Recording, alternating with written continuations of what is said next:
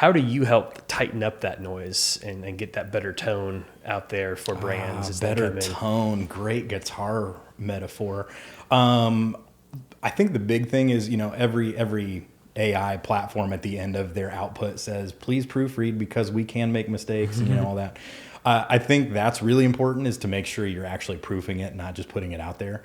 For me, what I have found is working through a workflow that allows me to find your voice, right? So anytime I'm on a call with somebody virtually, and even lately I've been doing it even in person, where I'll just put my phone out and I'll let them know, of course, but record our meeting for what we're talking about. And then I take that and feed that into AI so that then it starts to learn how they speak, what their actual voice sounds like, what their inflections are, what their tone is.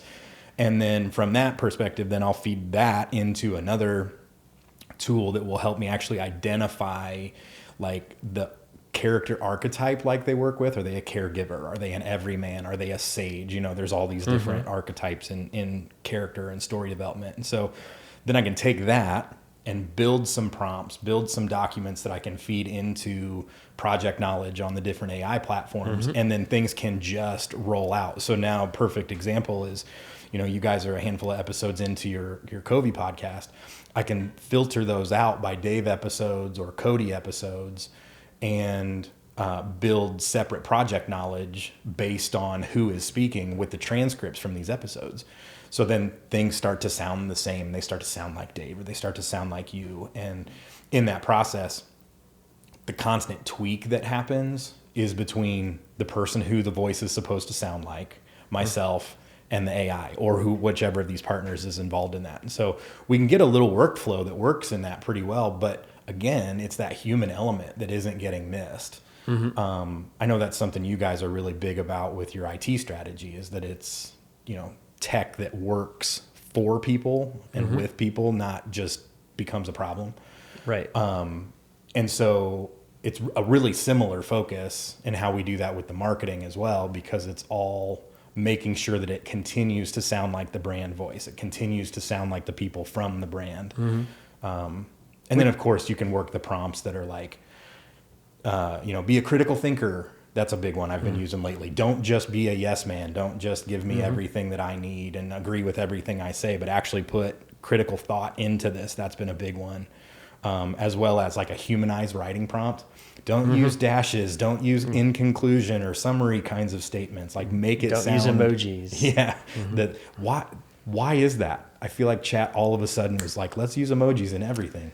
Well, not that I didn't have an AI expert in here recently on the podcast, but he would say, I believe, to paraphrase a quote from him, is an AI is just a toddler who's trying to make you happy.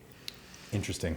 So they're all yes men. My toddlers did not want to make me happy when they were toddlers. They were like little dictators running around my house is what it was like.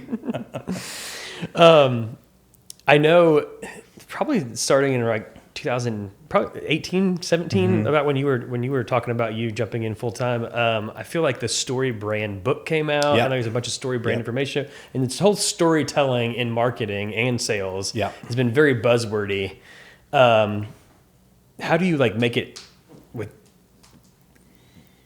something actionable, something that creates real outcomes, something that really impacts people and organizations, what they're trying to do, whether it's bring in more leads or get their voice out there in a better way so that people understand who they are and what they do, like whatever the version is, like how do you accomplish that?